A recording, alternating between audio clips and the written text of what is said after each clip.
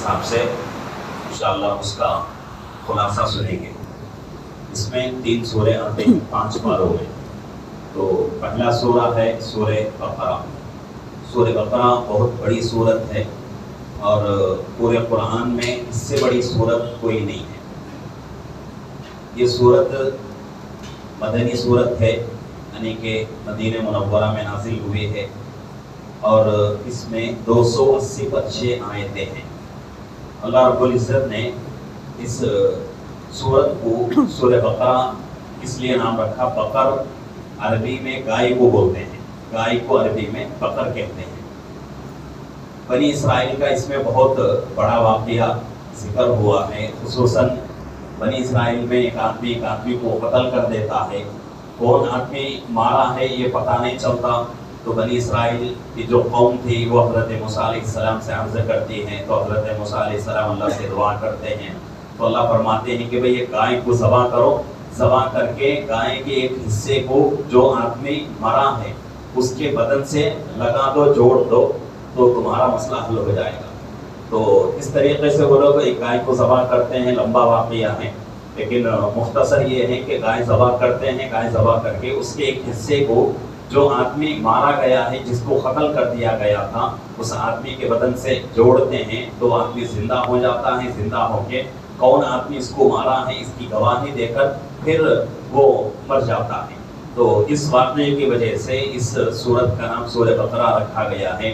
اللہ رب العزت نے اس سورت میں اسلام کے جو 5 ارکان ہیں، 5 ارکان کو بیان کر رہے ہیں، یعنی کہ ایمان ہے، نماز کا بھی تذکرہ ہے، روزے کا بھی تذکرہ ہے، زکوٰۃ کا بھی تذکرہ ہے، حج کا بھی تذکرہ ہے، اور اس کے ساتھ ساتھ عمرے کا بھی تذکرہ ہو رہا ہے، اور اس کے ساتھ ساتھ حضرت موسیٰ علیہ السلام کا واقعہ ہے، حضرت ابراہیم علیہ السلام، حضرت اسماعیل علیہ السلام کا واقعہ ہے۔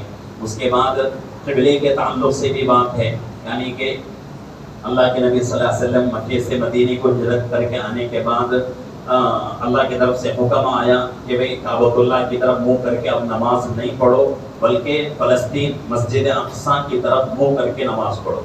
تو یہ حکم آتے ہی مسلمان اور صحابہ اللہ کے نبی صلی اللہ علیہ وسلم بیت المقدس کی طرف مسجد اقصیٰ کی طرف منہ کر کے نماز پڑھتے تھے، اور یہ حکم تقریباً 16 یا 17 مہینے تھا۔ اس کے بعد اللہ کے نبی کے دل میں خواہش تھی کہ ہمارا قبلہ کسی بھی طریقے سے کعبۃ اللہ ہو جائے تو اچھا رہے گا۔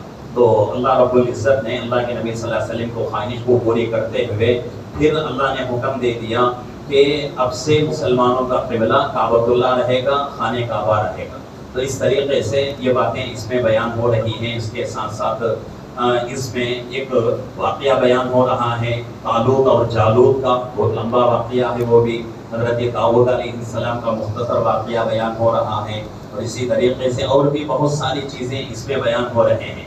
صدقے کے بارے میں اس میں اللہ نے بتایا، خیرات کے بارے میں اللہ نے بتایا، اور اسی طریقے سے دعا کرنے کے بارے میں اللہ نے بتایا، اور روزے کے تعلق سے یعنی کہ جو لوگ روزہ نہیں رکھ سکتے، بیمار ہیں، ان کا فدیہ بھی اللہ نے اسی صورت میں بتایا۔ تقریباً جتنے احکامات ہیں، بڑے بڑے احکامات، ان بڑے احکامات کو اللہ نے اسی ایک صورت میں بیان کر دیا ہے۔ تو یہ مدنی صورت ہے، مدینہ منورہ میں نازل ہوئی ہے اور بہت بڑی صورت ہے۔ سورہ بقرہ کی بڑی فضیلت ہے۔ اللہ کے نبی فرماتے ہیں حدیث میں، اگر کوئی مسلمان اپنے گھر میں 40 دن تک سورہ بقرہ پابندی سے پڑھے گا تو اللہ رب العزت اس کے گھر سے غریبی ختم کریں گے، اس کے گھر سے پریشانیاں ختم ہو جائیں گی، اور خصوصاً جن کے گھروں میں جن کا سایہ رہتا ہے یا پھر جادو کا اثر رہتا ہے، اگر وہ لوگ اپنے گھروں کے اندر سورہ بقرہ 40 دن پابندی کے ساتھ پڑھیں گے تو انشاءاللہ جادو سے بھی اور جنات سے بھی اللہ حفاظت کریں گے۔ اور یہ اللہ کے نبی صلی اللہ علیہ وسلم اپنی زبان سے یہ حدیثیں بیان کر رہے ہیں۔ تو سورہ بقرہ بڑی فضیلت والی سورت ہے۔ اس میں اللہ نے بہت ساری باتیں ارشاد فرمائے ہیں۔ اللہ رب العزت سے دعا ہے کہ اللہ رب العزت ہم تمام کو ان تمام باتوں پر عمل کرنے کی توفیق عطا فرمائے۔